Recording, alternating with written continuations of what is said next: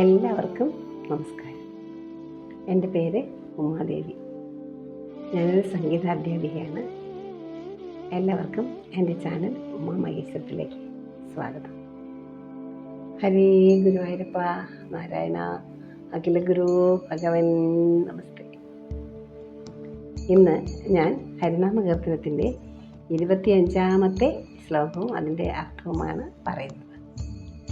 അയ്യഞ്ചും അഞ്ചുമുടൻ അയ്യാറു എട്ടുമുടൻ ഔവണ്ണ എട്ടുമുടൻ എൺമൂന്ന് ഏഴുമത ചൊവ്വോടൊരഞ്ചു മതി രണ്ടൊന്നു തത്തുമതിൽ മേവുന്നു നാഗജയ നാരായണായ നമ.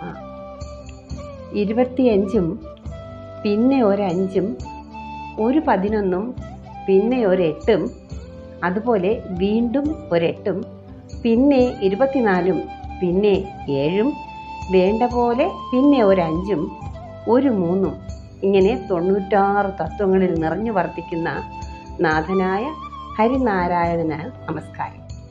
ഇതാണ് ഇവിടെ അർത്ഥം പറയുന്നത്. ഇവിടെ പറയുന്നത് ഒരു കണക്കാണ്, തത്വമാണ്. അതായത് നമ്മുടെ ജീവതത്വം, പ്രപഞ്ചതത്വം, ബ്രഹ്മതത്വമൊക്കെ ഒന്നാണെന്ന് പറഞ്ഞു കൊണ്ടുവരുന്നതിന് വേണ്ടിയിട്ട് ആചാര്യൻ ഇവിടെ ഒരു തത്വസംഹിത പറയുകയാണ്. അതായത് ഈ തത്വസംഹിതയിൽ 96 എന്നാണ്, ഇത്രയും എണ്ണം കൂട്ടി നമ്മൾ ആ ഒരു മെത്തേഡിൽ പറഞ്ഞു വരുമ്പോൾ 96 തത്വം അതാണ് ഇവിടെ ആചാര്യൻ പറയുന്നത്. പക്ഷേ പല പല ആചാര്യന്മാർക്കും പല തരത്തിലുള്ള തത്വസംഹിതകളുടെ അഭിപ്രായ വ്യത്യാസമുണ്ടെങ്കിലും അതെല്ലാം കണക്ക് നോക്കി മൊത്തത്തിൽ എല്ലാം കൂടി ചേർന്നിട്ട് അതിൻ്റേതായ ഒരു പൊതുവായ രീതിയിൽ എല്ലാത്തിനും ഉതകുന്ന രീതിയിലുള്ള ഒരു തത്വമാണ് ഇവിടെ നമ്മുടെ ആചാര്യൻ ഇവിടെ പറഞ്ഞിരിക്കുന്നത്. അതായത് സർവത്ര ഏകവസ്തുവിനെ കണ്ട് അനുഭവിക്കുകയാണ് പരമലക്ഷ്യം. ഏകവസ്തു എന്ന് പറയുന്നത് പരബ്രഹ്മം, അതായത് നമ്മുടെ ജീവാത്മാവ്, പരബ്രഹ്മത്തിൻ്റെ അംശമായ ജീവാത്മാവ് നമ്മുടെ ഉള്ളിലിരിക്കുന്നു. അത് അവിടെ എത്തുന്നു, അതിൽ ചെന്ന് ലയിക്കുക. അതാണ് നമ്മുടെ എല്ലാ ജീവൻ്റെയും പൊതുവായ ലക്ഷ്യം. എന്നാൽ മായ, അതായത് നമ്മുടെ അവിദ്യ, ഈ പ്രപഞ്ചം, മായ എന്ന് പറഞ്ഞാൽ അമ്മ, മായാദേവിയായ ഭഗവാന്റെ ഈശ്വരിയായ അമ്മ സൃഷ്ടിച്ചിരിക്കുന്ന ഈ മായ എന്ത് ചെയ്യുന്നു? പല ഇത് കാണിക്കുന്നു, ഒന്നായിട്ട് കാണിക്കുന്നില്ല. അപ്പോൾ എന്താണ്? ഏകമായിട്ട് കാണാൻ വളരെയധികം ദുഷ്കരം. ഈ പലതരത്തിൽ ഇങ്ങനെ കാണിക്കുമ്പോൾ നമുക്കത് ഒന്നായിട്ട് കാണാനുള്ള ഒരു ബുദ്ധിമുട്ടുണ്ടാകുന്നു. അതിനെക്കുറിച്ചാണ് ഇവിടെ പറയുന്നത്. അതുകൊണ്ട് ആദ്യമായി അനന്തപ്രപഞ്ചമായി കാണപ്പെടുന്ന ദ്വൈതം ഏതാനും അടിസ്ഥാന തത്വങ്ങളിൽ ഒതുക്കി നിർത്താമോ എന്ന് അന്വേഷിച്ചു ആര്? നമ്മുടെ ആചാര്യൻ. അടിസ്ഥാന തത്വങ്ങളിൽ ഒതുക്കി നിർത്താമെന്ന് അന്വേഷിക്കുകയും അവിടെയും ആചാര്യന്മാർക്ക് അഭിപ്രായ വ്യത്യാസങ്ങൾ ഉണ്ടായിരുന്നു. 10ാം ശ്ലോകത്തിൻ്റെ വ്യാഖ്യാനത്തിൽ നമ്മൾ കഴിഞ്ഞു പോയ 10ാം ശ്ലോകം ഇതിനെക്കുറിച്ച് പറയുന്നുണ്ട്. എന്തായാലും എഴുത്തച്ഛൻ എല്ലാ അഭിപ്രായ ഭേദങ്ങളെയും ഉൾക്കൊള്ളുന്ന വണ്ണം 96 എന്ന ഏറ്റവും വലിയ സംഖ്യ അംഗീകരിച്ചുകൊണ്ടാണ് ഈ തത്വങ്ങളെ എണ്ണി പറയുന്നത്. പ്രപഞ്ചതത്വം, അതായത് പ്രപഞ്ചതത്വം എന്ന് പറയുമ്പോൾ പരബ്രഹ്മ തത്വത്തിൽ നിന്ന് വന്നതാണ് പ്രപഞ്ചതത്വം. അതായത് ഭഗവാന്റെ മായാദേവിയാണ് ഈ പ്രപഞ്ചതത്വം, നമ്മൾ ഈ പ്രപഞ്ചം സൃഷ്ടിച്ചിരിക്കുന്നത്. അപ്പം ഭഗവാന്റേതാവുമ്പോൾ അത് ഭഗവതിയാണ്. ഭഗവതിയും ഭഗവാനും ഒന്നാണ്, രണ്ടല്ല, ഒന്നാണ്. അപ്പം അതിൽ നിന്ന് വരുന്ന പ്രാപഞ്ചിക തത്വങ്ങളിലായ ആ മനുഷ്യതത്വം, നമ്മുടെ ജീവാത്മതത്വം, അതും എല്ലാം ഒന്നാണെന്ന് നമ്മളെ ബോധിപ്പിക്കുന്നതിന് വേണ്ടിയിട്ടാണ് ആചാര്യനിപ്പോൾ തത്വസംഹിതയെക്കുറിച്ച് ഇവിടെ പറയുന്നത്. കാരണം നമ്മൾ ഇത്രയും നേരം പറഞ്ഞുകൊണ്ടിരുന്നത് എന്താണ്? നമുക്ക് ഇതൊക്കെ ഉണ്ടെങ്കിലും ശരി, നമുക്കിതെല്ലാ സത്യങ്ങൾ ഉണ്ടെങ്കിലും ശരി, നമുക്ക് എന്ത് വേണം? സംഗീതവും നമ്മുടെ ഇതും കലകളും നമ്മുടെ നാമസങ്കീർത്തനവും നമ്മുടെ നാമജപ സാധനങ്ങളൊക്കെ തന്നെ കൊണ്ടുവന്നാലും നമ്മുടെ ഇതിൽ ഒരു ആചാര്യനെ കണ്ട് ആ പരബ്രഹ്മ തത്വത്തെ അറിയണമെന്നൊരു സംഹിതയുണ്ട്. അതിനെക്കുറിച്ച് നമുക്ക് ആ തത്വത്തെ ഒന്നെന്ന് കാണാനുള്ള മനസ്സിനെ അങ്ങനെ ആക്കിയെടുക്കുന്നതിന് വേണ്ടി ഒരു തത്വമുണ്ട് ഇതിനകത്ത്. അതിനെക്കുറിച്ചാണ് ഇവിടെ പറയുന്നത്. അതായത് 5 എന്ന് പറയുമ്പോൾ 5 25 പിന്നെ ഒരു 5 ഈ 30 എന്താണെന്ന് ഇവിടെ പറയുകയാണ്. അതായത് ഒന്ന് മഹാഭൂതങ്ങൾ, അവ 5 അറിയാലോ, പഞ്ചഭൂതങ്ങൾ. അത് കഴിഞ്ഞ് രണ്ടാമത് ജ്ഞാനേന്ദ്രിയങ്ങൾ, അതും 5 നമുക്കറിയാം. അത് കഴിഞ്ഞ് ആ ജ്ഞാനേന്ദ്രിയങ്ങളുടെ എന്താണ് കർമ്മേന്ദ്രിയങ്ങൾ, അവ 5. അത് കഴിഞ്ഞ് എന്ത് പറയുന്നു? കർമ്മേന്ദ്രിയങ്ങൾ കഴിഞ്ഞിട്ട് പിന്നെ പറയുന്നത് കർമ്മേന്ദ്രിയ വിഷയങ്ങൾ 5, അങ്ങനെ പ്രാണന്മാർ 5. ഇപ്രകാരമാണ് 5 എന്നുള്ളത്. അതായത് ഒന്നുകൂടി ഞാൻ പറയാം, വ്യക്തമായിട്ട് മനസ്സിലാക്കാൻ വേണ്ടി പറയുകയാണ്. അതായത് മഹാഭൂതങ്ങൾ 5, അത് കഴിഞ്ഞിട്ട് ജ്ഞാനേന്ദ്രിയങ്ങൾ 5, ജ്ഞാനേന്ദ്രിയ വിഷയങ്ങൾ 5, കർമ്മേന്ദ്രിയങ്ങൾ 5, കർമ്മേന്ദ്രിയ വിഷയങ്ങൾ 5, പ്രാണന്മാർ 5. ഇപ്രകാരമാണ് 5 പിന്നെ ഒരു 5 ചേർന്ന് 30 വരുന്നത്. ഇതിൻ്റെ വിശദീകരണം നിങ്ങൾക്ക് ആവശ്യമുണ്ടെങ്കിൽ അഭിപ്രായം പറയുകയാണെങ്കിൽ ഞാനത് ഡിസ്ക്രിപ്ഷൻ ബോക്സിൽ വ്യക്തമായിട്ട് ഇട്ടേക്ക്. ഇതൊക്കെ 5 ഏതൊക്കെയാണ് എന്തൊക്കെയാണെന്നുള്ളതൊക്കെ വ്യക്തമായി ഇട്ട് തരാം. സമയപരിധിയിലാണ് നമ്മളിത് പറയുന്നത്, അതുകൊണ്ടാണ്. അപ്പോൾ നിങ്ങൾക്ക് വേണമെന്ന് നിർബന്ധമാണ്, അറിയണമെന്ന് ആഗ്രഹമുള്ള ആർക്കുണ്ടെങ്കിലും ഇത് ഇക്കാര്യം ഞാൻ വ്യക്തമാക്കി അതിലിട്ടേക്കാം. പിന്നെ IR എന്ന് പറയുന്നത്, ഇവിടെ IR ഇൻറ്റു ഗുണന പട്ടികയല്ല, 6ഉം 5ഉം 5ഉം 6ഉം കൂടി ചേർന്നുള്ളതാണ് എന്ന് വേണം ഇതിലർത്ഥം നമുക്ക് ധരിക്കാം. അതായത് അവിടെ പറയുന്നത് നമുക്ക് 6 ഷഡാധാരങ്ങളുണ്ട്. അതായത് നമ്മൾ മുമ്പ് പറഞ്ഞല്ലോ, പച്ചക്കിളിപ്പ് അവിടെ പാൽ വർണ്ണം ഒത്തപരം എന്നുള്ള ശ്ലോകത്തിൽ പറയുന്നുണ്ട്. നമ്മുടെ ഷഡാധാര ചക്രങ്ങളെക്കുറിച്ച് പറയുന്നുണ്ട്, അതിൻ്റെ നിറത്തെക്കുറിച്ച് പറയുന്നുണ്ട്. അത് ഇച്ഛിപ്പവർക്ക്, ഇവിടെ ആരെയും നമ്മൾ നിർബന്ധിക്കുന്നില്ല. ഇതൊക്കെ സ്വയമേ ഉള്ളാലെ അവരുടെ ഉള്ളിൽ സുഹൃത കൊണ്ട് ഉണ്ടാവണം. എന്താണ്? ഭക്തി, ഭഗവാനോട് സ്നേഹം, അനുകമ്പ, ഇതൊക്കെ ഉണ്ടായിട്ട് വേണം നമ്മൾ ആ പരമാത്മ തത്വം അറിയാൻ ശ്രമിക്കാൻ. അല്ലാതെ ഇത് ആർക്കും ഒരിക്കലും ഇതൊന്നും നേടാൻ കഴിയില്ല. അത്രയ്ക്ക് സൂക്ഷ്മമായിട്ടുള്ളൊരു കാര്യമാണ്. ഇവിടെ IR എന്ന് വേണം ഇവിടെ അർത്ഥമാക്കാൻ. അതായത് ഇവിടെ ഉപപ്രാണന്മാരുണ്ട്. നമ്മൾ നേരത്തെ പറഞ്ഞു പ്രാണന്മാർ 5, അതുപോലെ തന്നെ ഉപപ്രാണന്മാർ 5. ഇവരുടെയൊക്കെ പേര് നമുക്ക് പറഞ്ഞു തരാം, അത് നിങ്ങൾക്ക് താല്പര്യമുണ്ടെങ്കിൽ അറിയിക്കുക കേട്ടോ. അങ്ങനെ പ്രാണന്മാർ 5, പിന്നെ 6 ഷഡാധാരങ്ങൾ അറിയാമല്ലോ. മൂലാധാരം, അങ്ങനെ ഓരോ മൂലാധാരം, സ്വാധിഷ്ഠാനം, മണിപൂരകം, അനാഗതം, വിശുദ്ധി, ആജ്ഞ, ഇപ്രകാരം നമുക്ക് 6 ചക്രങ്ങളുണ്ട്. ഈ മൂലാധാര ചക്രത്തിലാണ് ആയിരിക്കുന്ന ഈ മായാദേവിയായ അമ്മ, പരബ്രഹ്മത്തിൻ്റെ ഭാഗമായ അമ്മ മൂലാധാര ശക്തിയായിട്ട് നമ്മുടെ ഉള്ളിലിരിക്കുകയാണ്. മൂലാധാര അടിസ്ഥാനത്തിൽ അവിടുന്ന് അമ്മ ഈ ചക്രങ്ങളെ ഭേദിച്ചാണ് എവിടെ എത്തുന്നത്? നമ്മുടെ ഇവിടെ എത്തുന്നത്, സഹസ്രാരത്തിലെത്തുന്നത്. ആ സഹസ്രാരത്തിൽ എത്തുമ്പോഴാണ് നമുക്ക് എന്തുണ്ടാവുന്നത്?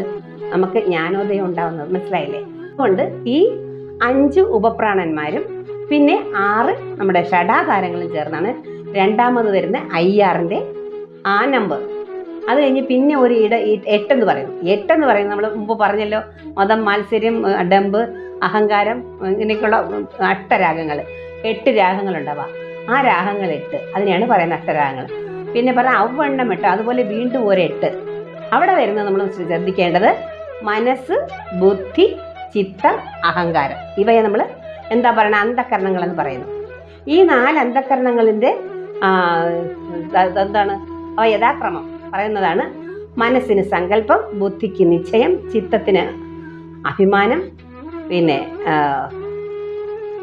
മനസ്സ്, ബുദ്ധി, ചിത്തം, അഹങ്കാരത്തിന് പറയുന്നത് അവധാരണം, സ്മരണം. ഇങ്ങനെ അവ 4. അപ്പം എന്തായി? ആ വീണ്ടും ഒരു 8 വരുന്നത് എന്താണ്? അന്ധകരണങ്ങൾ 4, അതിൻ്റെ എന്താണ് പ്രവർത്തനങ്ങൾ. പിന്നെ അത് അന്ധകരണങ്ങൾ 4, അത് കഴിഞ്ഞിട്ട് അന്ധകരണത്തിൻ്റെ പ്രവർത്തനങ്ങൾ 4, പ്രവർത്തനങ്ങളെയും ഒരുമിച്ച് ചേർത്ത് കരണങ്ങളെന്ന് വിളിക്കുന്നു. അന്ധകരണത്തെയും അന്ധകരണ പ്രവർത്തനങ്ങളെയും ചേർത്ത് കരണങ്ങളെന്ന് വിളിക്കുന്നു. അപ്പോൾ ഇതൊക്കെ നമ്മൾ വളരെയധികം ശ്രദ്ധിച്ചാൽ ഇത് തുടർച്ചയായിട്ട് കേൾക്കുകയും അതിനോടൊപ്പം വരികയും ചെയ്യുമെങ്കിൽ മാത്രമേ നമുക്കിതൊക്കെ മനസ്സിലാകുന്നവർക്ക് മനസ്സിലാകും ഇത് കേട്ടോ. ഏതാണ്ടാണ് ഇത് വ്യക്തമാക്കി പറയുന്നത്. അപ്പോൾ അവണ്ണം 8 പറഞ്ഞു ഇല്ലേ? അപ്പം അത് കഴിഞ്ഞ് 8, 3 എന്ന് പറയുമ്പോൾ ഇട, പിങ്കള, സുഷുമ്ന എന്ന നാഡികൾ 3, അഗ്നിമണ്ഡലം, അർക്കമണ്ഡലം, ചന്ദ്രമണ്ഡലം, ഇങ്ങനെ മണ്ഡലങ്ങൾ 3, അർത്ഥേഷണ, ധാരേഷണ, പത്രേഷണ എന്ന ഏഷണ 3, വാദം, പിത്തം, ശ്ലേഷ്മ എന്ന ദൂഷണങ്ങൾ 3, സത്വം, രജസ്, തമസ് ഗുണങ്ങൾ 3, ജാഗ്രത, സ്വപ്നം, സുഷുപ്തി എന്ന അവസ്ഥകൾ 3. ഇത് സ്ഥൂല, സൂക്ഷ്മം, കാരണം എന്ന ദേഹങ്ങൾ 3, വിശ്വൻ, തൈജസൻ, പ്രാജ്ഞൻ എന്ന യഥാക്രമം ദേഹനാഥന്മാർ 3, നാഡികൾ 3, മണ്ഡലങ്ങൾ 3, ഏഷണ 3, ദൂഷണം 3, ഗുണങ്ങൾ 3, അവസ്ഥകൾ 3, ദേഹങ്ങൾ 3, നാഥന്മാർ 3, ഇങ്ങനെ 8 ഇതുണ്ട്. അതിന് 3 വിധം ഓരോന്നും. അങ്ങനെ അത് 8, 3, 24 അതും കൂടി ചേർത്താണ് ഇവിടെ 3, 24 എന്ന് പറയുന്നത്. ഇതെല്ലാം എന്താണ് പറഞ്ഞുകൊണ്ട് വരുന്നതെന്ന് മനസ്സിലാകുന്നുണ്ടല്ലോ. അതായത് നമ്മുടെ മനുഷ്യതത്വം, നമ്മുടെ ഉള്ളിലെ നമ്മൾ എന്താണ്, ഈ ദേഹത്തിനും അകത്ത് ഉള്ള കാര്യങ്ങളെ കുറിച്ചാണ് ഇവിടെ നമ്മളെ ഫുൾ മനുഷ്യൻ്റെ സൂക്ഷ്മ കാര്യങ്ങളെ, സ്ഥൂല സൂക്ഷ്മങ്ങളെ കുറിച്ച് പറയാണ്. ഭഗവാൻ സ്ഥൂലവുമാണ് സൂക്ഷ്മവുമാണ്. അപ്പം പരബ്രഹ്മ തത്വത്തിൻ്റെ അതേ തത്വമാണ് ഈ മനുഷ്യൻ്റെ തത്വമെന്ന്, രണ്ടും ഒന്നാണെന്ന് പറഞ്ഞുകൊണ്ട് വരുന്നതിൻ്റെ ആ കാര്യങ്ങളാണ് ഇത് വ്യക്തമായിട്ട് ഇവിടെ ആചാര്യൻ നമുക്ക് വെളിപ്പെടുത്തി തന്നിരിക്കുന്നത്. ഇത് നമ്മൾ എടുത്ത് വായിച്ച് മനസ്സിലാക്കുക. ഹരിനാമ കീർത്തന പുസ്തകത്തിൽ ഈ ശ്ലോകത്തിലെ ഈ 25ാമത്തെ ശ്ലോകം പ്രത്യേകിച്ച് നമ്മുടെ, അതായത് ഇതിലെ ഏറ്റവും അർത്ഥവത്തായ മീനിങ് ഫുൾ ആയിട്ടുള്ള ഒരു പ്രധാന ഭാഗമാണ് ഇതിൻ്റെ ഈ അയ്യഞ്ചും അഞ്ചും എന്ന് തുടങ്ങുന്ന ആ ശ്ലോകം. അതിൽ പറയുന്നത് മൊത്തം കണക്കാണ്, 96 തത്വങ്ങൾ. ഈ 96 തത്വങ്ങൾ പരബ്രഹ്മത്തിലാണ്. അതാണ് ഹരിനാരായണൻ രണ്ടെന്ന് കാണുന്ന മായാദേവിയായ അമ്മ, യോഗമായ ഭഗവാനിൽ നിന്ന് വന്ന് ഇവിടെ സൃഷ്ടി നടത്തുന്ന ആ അമ്മയും ഭഗവാനും നമുക്ക് രണ്ടെന്ന് തോന്നുമെങ്കിൽ അത് ഒന്നാണെന്ന് നമുക്ക് മനസ്സിലാക്കി തരുന്നതാണ്. ആ ഒന്നിലെ അംശങ്ങളെല്ലാം നമ്മുടെ ബുദ്ധിയും ബോധവും ഉള്ള മനുഷ്യനിലും അതുണ്ട്, അത് ഒന്നാണെന്ന് നമുക്ക് തെളിയിക്കുന്നതിനാണ് ആചാര്യൻ ഇവിടെ ഈ 96 തത്വങ്ങളെ കുറിച്ച് പറയുന്നത്. പിന്നെ പറയുന്നു അഥ 7, പിന്നെ ഒരു 7. അതെന്താണ്? നമ്മുടെ ത്വക്ക്, രക്തം, ധാതുക്കളാണ് ഈ 7 എന്ന് പറയുന്നത്. 7 ധാതുക്കളുണ്ട്, സപ്തധാതുക്കളാണ് നമ്മുടെ ശരീരത്തിലുണ്ട്. അപ്പോൾ നമുക്ക് എന്തെല്ലാം നമ്മുടെ ശരീരത്തിലുണ്ട്, ഉള്ളിൻ്റെ ഉള്ളിൽ നമ്മൾ അറിയാത്ത എന്തെല്ലാം കാര്യങ്ങളുണ്ട്, അതെല്ലാം പരബ്രഹ്മ തത്വമായിട്ട് ബന്ധപ്പെട്ടതാണെന്നും ഇത് ഒന്നാണെന്നും നമ്മളെ കൂടുതൽ മനസ്സിലാക്കി തരുന്നതിന് വേണ്ടിയിട്ടാണ് ആചാര്യൻ ഇത് പറയുന്നത്. അപ്പോൾ ഈ നമ്പേഴ്സിൻ്റെ വിഷയങ്ങളെ കുറിച്ചാണ് ഇവിടെ പറയുന്നത്. ഈ നമ്പേഴ്സ് എല്ലാം ഇതാണ്, ഒറ്റയായിട്ട് പറയുമ്പോൾ 7 എന്ന് പറയുമ്പോൾ അത് 7 സപ്തധാതുക്കൾ നമ്മുടെ ശരീരത്തിനുള്ളിലെ കാര്യങ്ങളാണ്. നമുക്കറിയാം, ത്വക്ക്, സയൻസ് പഠിക്കുന്നവർക്കറിയാം, ത്വക്ക്, രക്തം, മാംസം, മേധസ്, അസ്ഥി, മജ്ജ, ശുക്ലം, ഇങ്ങനെ ധാതുക്കൾ 7. പിന്നെ പറയുന്നു ചൊവ്വോടെ 5, പിന്നെ ഒരു 5, അതായത് അന്നമയ കോശം, പ്രാണമയ കോശം. നമ്മുടെ കോശങ്ങൾ കൊണ്ടാണല്ലോ നമ്മൾ കോശങ്ങൾ വിഘടിച്ചാണല്ലോ നമ്മൾക്ക് ഈ രൂപമൊക്കെ കിട്ടിയിരിക്കുന്നത്. അപ്പോൾ ആ കോശം തൊട്ട് പറയുകയാണ്. അന്നമയ കോശം, പ്രാണമയ കോശം, മനോമയ കോശം, വിജ്ഞാനമയ കോശം, ആനന്ദമയ കോശം, ഇങ്ങനെ കോശങ്ങൾ 5.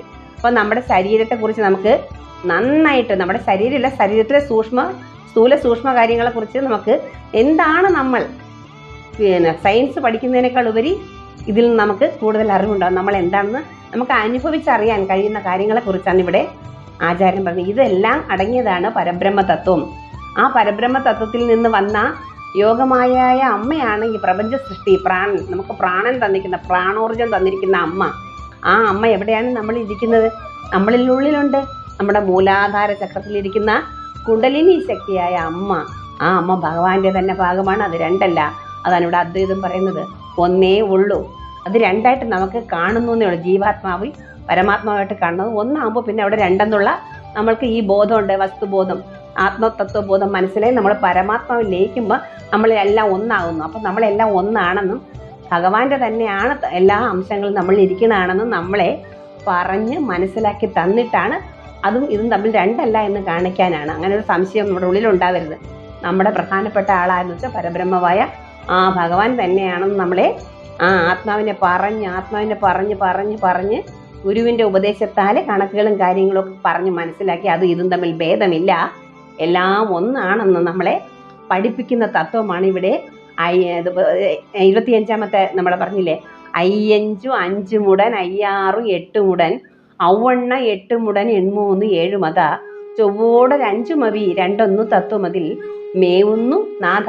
അങ്ങനെ ആ തത്വത്തിൽ മേവുന്ന നാഥൻ ആരാണ്? 96 തത്വങ്ങൾ ഇവിടെ പറയുന്നില്ലേ?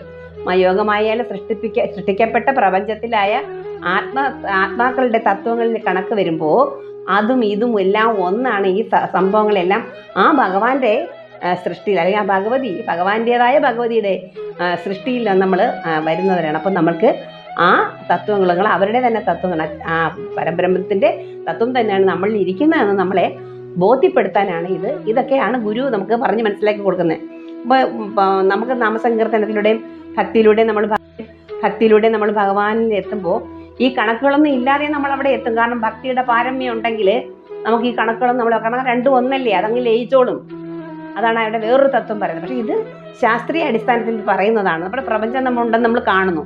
മായയാണെങ്കിൽ അത് ഉണ്ടെന്നും അതിൽ പലതും നമ്മൾ പഠിക്കുന്നു. സയൻസ് പഠിക്കുന്നു, സോഷ്യൽ സ്റ്റഡീസ് പഠിക്കുന്നില്ലേ? ഇതൊക്കെ നമ്മൾ ഭൂമിയെക്കുറിച്ച് ഉപരിതലം, സയൻസ് നമ്മുടെ സസ്യങ്ങളെക്കുറിച്ചും മനുഷ്യനെക്കുറിച്ചൊക്കെ നമ്മൾ പഠിക്കുന്നുണ്ടല്ലോ.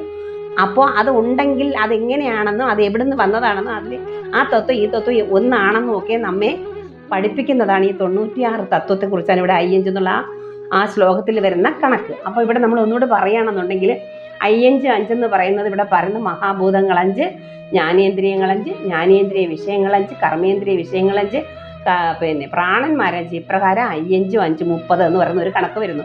30 കഴിഞ്ഞ് 5 6 6 5 11. അതിൽ 5 ഉപപ്രാണന്മാർ, 6 ഷടാധാരം, അങ്ങനെ 30 10 41 ആവുന്നു. പിന്നെ ഒരു 8 എന്ന് പറയാൻ അഷ്ടരാഗങ്ങൾ. 30 10 30 8 38, 30 10 41, 41 8 എത്രയായി? 41 8 49 ആവുന്നു. പിന്നെ ഔവണ്ണം 8, 41 8 49. പിന്നെ അടുത്ത കണക്ക് പറയുന്നുണ്ട് 49 കഴിഞ്ഞിട്ട് പിന്നെ വീണ്ടും ഒരു 8 പറയുന്നു. അപ്പോൾ അത് 50 57 ആകുന്നു. 57 8 3 പറയുന്നു 24. 57 20 77 3 80 ആകുന്നു. 80 കഴിഞ്ഞിട്ട് പിന്നെ പറയുന്നു 80 7 87, പിന്നെ ഒരു 5 പറയുന്നു. 87 87 3 90 92, പിന്നെയും പറയുന്നു 92 4 പറയുന്നു 6, അങ്ങനെ 96. അത് കഴിഞ്ഞിട്ട് 2 1 3 പറയുന്നു. അതാണ് ഈ 4 വരുന്നത്. ആധ്യാത്മികം, ആദി ഭൗതികം, ആദി ദൈവികം എന്നും താപങ്ങൾ 3. താപത്രയങ്ങൾ, താപത്രയാഗ്നി സന്തപ്ത സമാധാനകള ചന്ദ്രിക എന്ന് ഇതിൽ പറയുന്നു. ഇത് നമ്മുടെ അമ്മയുടെ പിന്നെ സൗന്ദര്യലഹരിയിലെ ലളിതാ സഹസ്രനാമത്തിൽ പറയുന്നുണ്ട്. ഇതെല്ലാം പറഞ്ഞു വരുന്ന കാര്യങ്ങളെല്ലാം ഒന്ന് തന്നെയാണ്. അതുകൊണ്ടാണ് പറയുന്നത് ഇവിടെ ഒരു തത്വമേ ഉള്ളൂ. ജീവാത്മാ പരമാത്മാ നമ്മൾ രണ്ടായി കാണുന്നത് രണ്ടല്ല, അത് ഒന്ന് തന്നെയാണ്. യോഗമായ പ്രാണശക്തിയായ അമ്മയാണ് നമ്മളെ മനുഷ്യ ശരീരത്തിൽ കുടികൊള്ളുന്ന കുണ്ടലിനി ശക്തി. അത് പരബ്രഹ്മത്തിൽ ചേരേണ്ടതെന്നാണ് അവസാനം വരുന്ന ആ തത്വം. മനസ്സിലാകുന്നുണ്ടോ? നമ്മുടെ ഉള്ളിൽ ആരാണ് ഇരിക്കുന്നത്? ഭഗവാന്റെ തന്നെയായ മായാഭഗവതിയായ കുണ്ടലിനി ശക്തിയാണ് മൂലാധാര ഷടാധാരങ്ങളുടെ ആദ്യം ഇരിക്കുന്നത്. മൂലാധാര ചക്രത്തിൽ ഇരിക്കുന്ന ആ കുണ്ടലിനി ശക്തി വേറെ ആരുമില്ല, മഹാമായയായ ദേവിയാണ്. അത് രണ്ടല്ല, ഭഗവാന്റെയാണ്. ഭഗവാൻ ഈ സൃഷ്ടിക്ക് വേണ്ടി, പ്രപഞ്ച സൃഷ്ടിക്ക് വേണ്ടിയിട്ടാണ് അമ്മയായിട്ട് വന്നിവിടെ പ്രപഞ്ച സൃഷ്ടി നടത്തിക്കുന്നത്. ആ ഭഗവാന്റെ തത്വമാണ് അമ്മയിലുള്ളത്. ആ അമ്മയിലെ തത്വങ്ങളാണ് നമ്മുടെ ജീവാത്മാവായ ശരീരങ്ങളിൽ കുടികൊള്ളുന്നത് എന്ന് നമ്മളെ പഠിപ്പിച്ചു തരുന്നതിന് വേണ്ടിയിട്ടാണ് ഇവിടെ ആചാര്യൻ ഈ കണക്ക്, ഈ തത്വം നമ്മളെ പറഞ്ഞ് മനസ്സിലാക്കി തരുന്നത്. അപ്പം നമ്മളൊന്ന് മനസ്സിലാക്കിയാൽ മാത്രം മതി. ഇതിൽ നിന്ന് നമ്മൾ പഠിക്കേണ്ടത് നമ്മൾ ജീവാത്മാവും പരമാത്മാവും രണ്ടല്ല എന്നും അത് ഒന്നാണെന്നും പഠിക്കുക. രണ്ടാമത് അത് എത്തുന്നതിന് വേണ്ടി നമ്മൾ ഒരുപാട് സാധനകൾ ചെയ്യണം. അല്ലാതെ ഇത് പറഞ്ഞ് നമ്മളിത് ട്രാൻസ്ലേറ്റ് എടുക്കുന്നു, നമ്മൾ മനസ്സിലാക്കി, നമ്മൾക്ക് ആരെങ്കിലും മനസ്സിലാക്കുന്നെങ്കിൽ മനസ്സിലാക്കിക്കോട്ടെ എന്ന് കരുതി നമ്മൾ പറഞ്ഞുകൊണ്ട് മുമ്പോട്ട് പോവുകയാണ്. പക്ഷേ ഇതിൽ നിന്ന് നമ്മൾ മനസ്സിലാക്കേണ്ടത് എന്താണ്? ഇതൊരു തപസ്യയാണ്. മുൻജന്മ സുഹൃതങ്ങൾ കൊണ്ട് മാത്രമേ നമ്മൾ ഇതിലേക്ക് ചിന്ത നമുക്ക് പോകത്തുള്ളൂ. അങ്ങനെ ആ സുഹൃതത്താലും നമ്മൾ നാമജപത്തിലൂടെ നമ്മളിതിൽ അറിയുമ്പോൾ ആ പരബ്രഹ്മ തത്വം എന്താണെന്ന് നമ്മെ എന്ത് ചെയ്യുന്നു? ഈ ഭക്തിയിലൂടെ നമ്മെ പഠിപ്പിക്കുന്നു. അങ്ങനെ പഠിപ്പിക്കുമ്പോൾ നമ്മുടെ സംശയങ്ങൾ നീങ്ങുന്നു. അല്ലെങ്കിൽ നമുക്ക് അത് ഇത് എന്നുള്ള ചിന്തകളുണ്ടായി നമ്മുടെ മനസ്സിൻ്റെ ഏകീകരണം നഷ്ടപ്പെടും. അതുകൊണ്ട് ഒറ്റ ചിന്തയിൽ എത്തുന്നതിന് വേണ്ടിയിട്ടാണ് ആചാര്യൻ എന്ന് പറയുമ്പോൾ ആചാര്യന് ബ്രഹ്മ സാക്ഷാത്കാരം അറിഞ്ഞ ആളാണ്. അപ്പം ആ ആചാര്യൻ എന്തായാലും ഈശ്വരൻ തന്നെയാണ്. അത് അങ്ങനെ ഒരു ആചാര്യനെ കിട്ടുന്നതിലാണ് നമ്മുടെ വിജയം. അല്ലാതെ എല്ലാവരും നമുക്ക് ആചാര്യന്മാരാവില്ല. വേഷം കെട്ടി വന്ന് നിൽക്കുന്നവരൊക്കെ നമ്മൾ പറ്റിക്കപ്പെടും, കബളിപ്പിക്കപ്പെടും, ഇല്ല. അപ്പം അതുകൊണ്ട് നമുക്ക് ശരിയായ പാതയിൽ നമ്മുടെ ഭക്തി പോവുകയാണെങ്കിൽ നമുക്ക് അന്ന് ഒരാചാര്യന്മാരില്ലെങ്കിൽ നമുക്കൊരാചാര്യനെ, അല്ലെങ്കിൽ ഭഗവാൻ തന്നെ രൂപമെടുത്ത് നമുക്കൊരാചാര്യനായി ഹരിനാരായണൻ വന്ന് നമ്മൾക്ക് ആ ആഗ്രഹവും നമുക്ക് ആ സുഹൃത ഉണ്ടെങ്കിൽ നമുക്ക് അങ്ങനെ ഒരു സംഭവം ഇവിടെ ഉണ്ടാവും. അത് മനസ്സിലാക്കി തരും. അതിന് വേണ്ടിയിട്ടാണ് ഇത് നമ്മെ പഠിപ്പിക്കുന്നത്. അല്ലാതെ നമുക്ക് ഭക്തി ഇല്ലാതെ ഇതൊക്കെ പഠിച്ചെന്ന് വെച്ചിട്ടൊന്നും നമുക്ക് ഇതിൽ നേടാൻ പറ്റില്ല. നമുക്ക് ആദ്യം വേണ്ടുന്നത് ഭക്തിയാണ്. അതിന് നമുക്ക് വേണ്ടുന്നത് ഗുരുത്വമാണ്.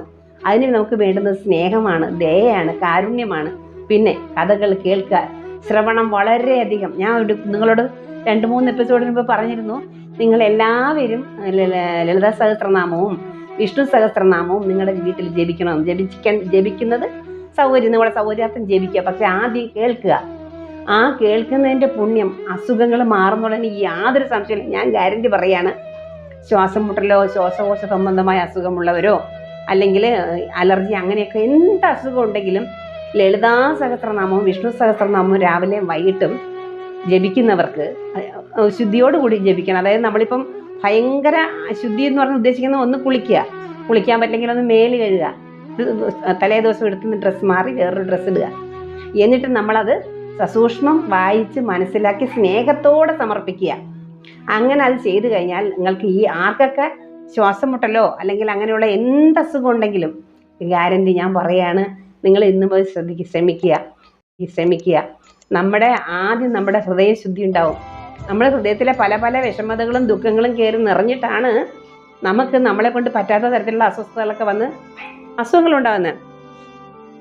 എത്ര കടുപ്പപ്പെട്ടാണ് നമുക്ക് നല്ല ആശ്വാസവും അതിനനുസരിച്ചുള്ള മാറ്റവും ഉണ്ടാവും. അതുപോലെ തന്നെ ജീവിതത്തിൽ നല്ല അഭിവൃദ്ധി ഉണ്ടാവും. അത് ചെയ്തു നോക്കിയാൽ മാത്രമേ അതിൻ്റെ ഫലം അറിയില്ല. നമ്മൾ എത്ര പറഞ്ഞാൽ അത് മനസ്സിലാക്കാൻ ശ്രമിച്ചാലേ നമുക്കിപ്പോൾ വേണ്ടത് ജീവിത വിജയമാണ്. രണ്ടാം നമ്മൾ ഈ താപത്രയം, ഈ ആദി ഭൗതികം, ആദി ദൈവികം, ഇതെന്ന് പറഞ്ഞില്ല ഇവിടെ പറയുന്നുണ്ടല്ലോ. ആദി ഭൗതികം, ആധ്യാത്മികം, ആദി ദൈവികം, ഈ 3 കാര്യങ്ങളാണ് നമ്മുടെ താപത്രയങ്ങളല്ലേ. ഭൗതികതയിൽ കിടന്ന് വേദനിക്കുന്നു, ആധ്യാത്മികതയിൽ എത്താതെ കിടന്ന് കഷ്ടപ്പെടുന്നു, പിന്നെ ആദി ദൈവികത്തിൽ നമ്മൾ ആഗ്രഹിക്കുന്നു നമ്മുടെ ദൈവികം എത്രത്തോളം നമുക്ക് ഭക്തി ഉണ്ടാവണം എന്നൊക്കെ നമ്മൾ ചിന്തിക്കുന്നു. അപ്പോൾ നമുക്ക് ഇത്രയും ചെയ്താൽ മതി. നമുക്ക് ശ്രവണം, ഇത് നമ്മൾ കേൾക്കുക. ആദ്യം നിങ്ങൾ ജപിക്കണ്ട. നിങ്ങളെല്ലാവരും ഇത് ആരൊക്കെയാണോ ഇത് കേൾക്കുന്നവർ അവരവരുടെ വീടുകളിൽ ഓരോരോ ദുഃഖങ്ങൾ അനുഭവിക്കുന്നവർ ഒരുപാട് പേരുടെ കാര്യങ്ങൾ നമ്മൾ അറിയുന്നുണ്ട്. നമ്മുടെ ഫ്രണ്ട്സ് ആവട്ടെ, അവരൊക്കെ ഓരോരോ ഘട്ടങ്ങളിൽ ഓരോരോ വേദനകളും യാതനകളും ഒക്കെ അനുഭവിച്ചു പോകുന്ന ഈ താപത്രയങ്ങൾ നമുക്ക് ഇവിടുന്ന് രക്ഷപ്പെട്ടത്. അതായത് നമുക്ക് ജീവിച്ചു പോകുമ്പോൾ ഈ ജീവിത വിജയം, അതാണ് ഇവിടെ നമ്മുടെ ജീവിതത്തിൽ ഉണ്ടാകുന്ന ഉന്നതി, നമ്മുടെ കുട്ടികൾക്കുണ്ടാകുന്ന മാറ്റം, നമ്മുടെ കുടുംബത്തിനുണ്ടാകുന്ന മാറ്റം, ഇങ്ങനെയൊക്കെയുള്ള എല്ലാ ഗുണങ്ങൾക്കും ഈ ശ്രവണം നല്ലതാണ്. കഥ മാത്രമല്ല, ഈ സഹസ്രനാമങ്ങൾ നമ്മൾ കേൾക്കുക. നമ്മൾ രാവിലെ ഉറക്കത്തിൽ നിന്ന് എണീച്ച് വേറൊരു കാര്യത്തിന് പോലെ കൈകാൽ മുഖം കഴിട്ടുന്നൊരു അരമണിക്കൂർ കാണുമായിരിക്കും. ഇതൊന്നും ഒരു സഹസ്രനാമമെങ്കിലും നമ്മൾ സശ്രദ്ധം ഇരുന്ന് കണ്ണടച്ചിരുന്ന് കേൾക്കുക. ഇത് കേട്ട് കഴിയുമ്പോൾ നമ്മുടെ ബുദ്ധിക്കും ബോധത്തിനും നമ്മുടെ മനസ്സിനും നമ്മുടെ ശരീരത്തിനും പുത്തൻ ഉണർവാണ്. അത് അനുഭവിച്ചറിയുക, പറഞ്ഞു തരാൻ മാത്രമേ കഴിയുള്ളൂ. അങ്ങനെയുള്ളവർക്ക് അസുഖമൊക്കെ അവിടെ നിൽക്കും, നമ്മളെ ബാധിക്കില്ല. അതൊന്നും അസുഖം ചിലപ്പോൾ ഒന്ന് ചുമയ്ക്കും, ചിലപ്പോൾ ഒന്ന് എന്തെങ്കിലും പ്രശ്നങ്ങൾ അങ്ങനെയൊക്കെ ഉണ്ടാവും. പക്ഷെ അതൊക്കെ നമ്മെ ബാധിക്കാതെ കടന്നു പോകും. നമ്മുടെ ജീവിതത്തിൽ മുന്നോട്ട് പോകേണ്ട കാര്യങ്ങൾക്ക് വേണ്ടി അത് തടസ്സം നിൽക്കില്ല. അപ്പം നമ്മുടെ ജീവിത വിജയം, നമ്മുടെ തടസ്സങ്ങൾ, നമ്മുടെ ബുദ്ധിമുട്ടുകൾ, നമ്മുടെ രോഗങ്ങൾ, ഇതെല്ലാം ഇത് മാറ്റി നമ്മുടെ ആവശ്യങ്ങളെ മനസ്സിലാക്കി, അതായത് നമുക്ക് നമ്മുടെ ആത്മാവിന് എന്തുണ്ടാവുന്നു, ആത്മചൈതന്യം ലഭിക്കും. ഇതൊക്കെ കേട്ട് കഴിയുമ്പോൾ പിന്നെ ആ ആത്മാവിന് ചൈതന്യം വെച്ച് കഴിഞ്ഞാൽ അത് തന്നെ അതിൻ്റെ കാര്യങ്ങൾ നേടിക്കൊള്ളും. അതിന് ശേഷമാണ് പിന്നെ നമ്മുടെ ഈ തപസ്സും നമ്മുടെ ജപ ഇതുണ്ടല്ലോ, നമ്മൾ നേരത്തെ പറഞ്ഞല്ലോ, യോഗാഭ്യാസം അതും ഇതൊക്കെ നമ്മൾ ചെയ്യുന്നില്ലേ, അതൊക്കെ രണ്ടാമത് വരുന്ന കാര്യങ്ങൾ. ആദ്യം നമ്മുടെ മനസ്സിനെ നല്ല തേച്ച് വൃത്തിയാക്കി എടുക്കാൻ പറ്റിയ മരുന്നാണ് ഈ നാമജപം. നാമമന്ത്രം കേൾക്കുക, ഇഷ്ടംപോലെ കേൾക്കുക. കേട്ട് കഴിയുമ്പോൾ അതിൻ്റെതായ ഉണർവും ഉന്മേഷവും അത് പിന്നെ താനെ മനസ്സിലായിക്കൊള്ളും. അതിനുവേണ്ടി ശ്രമിക്കുകയെങ്കിലും ചെയ്യുക. എല്ലാവരും ശ്രമിച്ചു നോക്കിയാൽ അതിൻ്റെ ഉന്നതി നിങ്ങൾക്ക് തീർച്ചയായിട്ടും ഉണ്ടായിരിക്കും. അതിന് ഞാൻ എന്ന ഒരാൾ ഗ്യാരണ്ടി. എന്നിൽ നിങ്ങൾ കാണുന്ന ഒരു മനസ്സമാധാനം നിങ്ങൾക്ക് കാണുന്നു ഞാൻ വിശ്വസിക്കുന്നു. കാരണം എനിക്കതുണ്ട്. എന്തൊക്കെ എൻ്റെ മുന്നിൽ വന്നാലും എല്ലാം ഈശ്വരൻ നോക്കിക്കൊള്ളും, അല്ലെങ്കിൽ അതിനുള്ള കഴിവ് ഭഗവാൻ എനിക്ക് തരും എന്നുള്ളൊരു കോൺഫിഡൻസ് നമുക്ക് ഇതിൽ നിന്ന് കിട്ടുന്നുണ്ട്. ആ കോൺഫിഡൻസ് മതി ജീവിതത്തിന്. അതില്ലാത്തത് കൊണ്ടാണ് ഈ ലോകത്ത് എല്ലാവരും കിടന്ന് ഇങ്ങനെ ബഹളം വയ്ക്കുന്നത്. ആദ്യം നമുക്ക് സമാധാനം ഉണ്ടാവും. നമുക്ക് വലിയ വലിയ പൊക്കത്തിലൊന്നും കയറി പോകണം തോന്നില്ല. ഇതിങ്ങനെ ഒന്ന് ഒഴുകി പോയെങ്കിൽ ഭഗവാനെ എന്ന് നമുക്ക് തോന്നും. അത് തന്നെയാണ് ആവശ്യം. അവസാനം നമുക്ക് മനസ്സമാധാനമാണ് എല്ലാവർക്കും ആവശ്യം. അതിലപ്പുറം ഒന്നും ഇവിടെ ആർക്കും ഒന്നുമില്ല. എന്തൊക്കെ നേടി വെച്ചാലും മനസ്സിന് സമാധാനം ഇല്ലെങ്കിൽ ഒന്നുമേ ഇല്ലാത്തതിനേക്കാൾ ഒന്നും ഇല്ലാത്തൊരു സമമാണ് അത്. ഓരോരോ അനുഭവങ്ങളിൽ നിന്ന് വന്നിട്ട് ഇപ്പം നമുക്ക് ആ ബുദ്ധിമുട്ടുകൾ ഒരുപക്ഷെ ഉണ്ടാവാം, ഇല്ലെന്ന് പറയുന്നില്ല. പക്ഷെ എന്താവുന്നു, ആ ബുദ്ധിമുട്ടുകളെല്ലാം ഒരു ഒഴുക്ക് പോലെ അങ്ങ് കടന്നു പോയിക്കൊണ്ടേയിരിക്കും. അതുകൊണ്ട് ഇന്നത്തെ സത്സംഗം ഞാനിവിടെ നിർത്തുന്നു. നന്ദി, നമസ്കാരം. ഹരേ ഗുരുവായൂരപ്പ. രാധേ രാധേശ്യാം. അടുത്ത ശ്ലോകവുമായി ഞാൻ അടുത്ത ആഴ്ച വരുന്നതാണ്. നന്ദി, നമസ്കാരം. കൂടാതെ ഇപ്പോൾ ദാമോദര മാസമാണ്. ഈ ഒക്ടോബർ 7 മുതൽ നവംബർ 5 വരെ എല്ലാവരും ദാമോദര അഷ്ടകമൊക്കെ ജപിക്കുക. കുടുംബത്ത് ഐശ്വര്യം ഉണ്ടാവും, കുട്ടികൾക്കെല്ലാം ആയുരാരോഗ്യ സൗഖ്യം ഉണ്ടാവും. ദാമോദര അഷ്ടകം എടുത്ത് എല്ലാവരും സന്ധ്യയാകുമ്പോൾ ഭഗവാൻ ഒരു നെയ്വിളക്കെല്ലാം കത്തിച്ച് വെച്ചിട്ട് ജപിക്കുക. അതിൽ പരം ഒരു സന്തോഷവും സുഖവും നമുക്ക് ഈ ലോകത്ത് കിട്ടാനില്ല. ഈ കാണുന്ന ബ്രഹ്മത്തിലൊക്കെ നമ്മൾ കിടന്ന് പിടിച്ചിട്ട് ഒരർത്ഥം. എന്താണ് ഈ കാണുന്ന മായയിൽ നമുക്ക് കിട്ടേണ്ട സമാധാനം അത് ഈശ്വരനാണ്. പീസ് എന്ന് പറഞ്ഞാൽ ഈശ്വരൻ പീസല്ലേ, നമുക്ക് സമാധാനമല്ലേ തരേണ്ടത്. നമുക്ക് ഈശ്വരൻ സമാധാനം. നമ്മൾ എന്തിനാ ഗുരുവായൂരപ്പൻ്റെ അടുത്ത് പോകുന്നത്? ഇവിടെ ഒന്നും കിട്ടാത്തതുകൊണ്ടാണോ? അപ്പോൾ എന്തോ ഒന്ന് കിട്ടാൻ നമുക്ക് അവിടെ ഉണ്ടല്ലേ, എല്ലാവർക്കും അതറിയാം. അതുകൊണ്ട് ഭഗവാനാണ്, ഈശ്വരനാണ് നമ്മുടെ ആത്യന്തികമായ സമാധാനം തരുന്ന ആൾ. അത് നമ്മുടെ ഉള്ളിൽ തന്നെ ഉണ്ടെന്ന് അറിയുക, അതിനുവേണ്ടി ശ്രമിക്കുക, കഥകൾ കേൾക്കുക, നാമം ജപിക്കുക, പുസ്തകങ്ങൾ വായിക്കുക, എന്താണ് ഇങ്ങനെ അതിൽ പിന്തുടരുക. അപ്പം നമുക്ക് ഈ ജന്മം ഇങ്ങനെ അങ്ങ് സമാധാനപരമായി കഴിഞ്ഞു പോകാനുള്ള ഭാഗ്യമെങ്കിലും മറ്റുള്ളവരെ ഉപദ്രവിക്കാനുള്ള ഒരു ബുദ്ധിമുട്ടൊന്നും നമുക്ക് തോന്നില്ല. നല്ല രീതിയിൽ നമ്മൾ നമ്മുടെ ജീവിതം നയിച്ചു കഴിയും. അത് കണ്ട് മറ്റുള്ളവരും അവരുടെ ജീവിതം അതുപോലെ എന്താക്കും, അത്രയും ഒരു ആനന്ദമുള്ള ജീവിതം ആക്കിയെടുക്കാൻ തോന്നും. അവർ സന്തോഷത്തോടെ ജീവിക്കുന്നില്ലേ ഇതുകൊണ്ടാണല്ലോ രോഗങ്ങൾ അതിക്രമിക്കില്ല, പണത്തിന് ബുദ്ധിമുട്ടിക്കില്ല, ആവശ്യങ്ങളൊന്നും ബുദ്ധിമുട്ടിക്കില്ല, കുട്ടികൾക്ക് ഉന്നതി കൊടുക്കും, കുട്ടികളുടെ വിദ്യാഭ്യാസം നടക്കും, അവരുടെ ജോലി കിട്ടും, വീട്ടിൽ സമാധാനവും സന്തോഷവും ഉണ്ടാവും. എത്ര ബഹളം വയ്ക്കുന്ന ഒരു ഭർത്താവാണെങ്കിലും നമ്മളുടെ ആ ഒരു ഇതിൽ വന്ന് അവർ ഒതുങ്ങും. നമ്മുടെ ആ പ്രവൃത്തിയും കാര്യങ്ങളും നമ്മൾ ഒതുങ്ങും. കാരണം കുടുംബത്ത് ഭാര്യമാർ ഒതുങ്ങണം എന്നുള്ള തെറ്റായ കാര്യമല്ല, സമാധാനത്തിനാണ്, കുടുംബ സമാധാനത്തിന് അത് അത്യാവശ്യമായ ഒരു ഔഷധമാണ്. ഇന്നൊന്നും അത് ആരും അംഗീകരിച്ച് തരില്ല. പക്ഷേ ആത്യന്തികമായിട്ട് പറയാണ്, കൂടെ വന്ന ആളിൻ്റെ സ്വഭാവത്തെ ആദ്യം മനസ്സിലാക്കുക, അതിനുശേഷം അതിൽ നമ്മൾ അവരെ നമ്മളിലേക്ക് എന്ത് ചെയ്യണം, അവരുടെ സ്വഭാവങ്ങളോട് നമ്മൾ ഇഴുകിച്ചേരുക എന്നല്ല, അതിൽ നിന്ന് മാറുന്ന രീതിയിലുള്ള തരത്തിൽ അവരെ മാറ്റിയെടുക്കാൻ നമുക്കുള്ള ഏറ്റവും വലിയ ആയുധം എന്താണ്? ഭഗവാന്റെ മുമ്പിൽ നമ്മുടെ ശിരസ് നമിക്കുക എന്നുള്ളതാണ്. അത് ഭർത്താവ് അറിയണമെന്നില്ല, ഉള്ളിലാല പറഞ്ഞ് പ്രാർത്ഥിച്ചുകൊണ്ട് നമ്മൾ ജീവിച്ചാലും ഭർത്താവിൻ്റെ സ്വഭാവം മാറി. എത്ര മോശമായ സ്വഭാവമുള്ള ആളാണെങ്കിൽ നമ്മുടെ കുടുംബത്തിന് നാഥനായി വരും, നന്നായി ജീവിതം ഉണ്ടാവും. അതൊക്കെ നമ്മൾ ശ്രമിക്കാത്തതുകൊണ്ട്, അതിനൊന്നും ആരും ശ്രമിക്കില്ല, അതിനൊന്നും ആർക്കും നേരെയില്ല. കാരണം ഞാൻ എന്നൊരു ഭാവത്തിൽ എല്ലാവരും എല്ലാം എനിക്കെല്ലാം ഉണ്ട്, പിന്നെ ഞാൻ ആരോട് താഴണം? അതിലൊന്നുമല്ല കാര്യം. എല്ലാത്തിലും നമ്മൾ കീഴടങ്ങുന്ന ഒരു സ്നേഹത്തോടുള്ളൊരു കീഴടങ്ങൽ, നമ്മൾ സമ്മതിച്ചുകൊണ്ട് കീഴടങ്ങുന്ന, അതിൽ വളരെ നേട്ടങ്ങളും വളരെ സായുജ്യങ്ങളും ഒക്കെ ഉണ്ടാകും. നാരായണായ നമ നാരായണായ നമ നാരായണായ നമ നാരായണ നാരായണ സകല സന്താപനാശന ജഗന്നാഥ വിഷ്ണു ഹരി നാരായണായ നമ. അയ്യഞ്ചു മഞ്ചുമുടൻ അയ്യാറു എട്ടുമുടൻ ഔവണ്ണ എട്ടുമുടൻ എൺമൂന്നു ഏഴുമത ചോടൊരഞ്ചുമാവി രണ്ടെന്ന തത്വമതിൽ മേവുന്നു നാഥ ജയ നാരായണായ നമ നാരായണായ നമ നാരായണായ നമ നാരായണായ നമ നാരായണ നാരായണ സകല സന്താപനാശന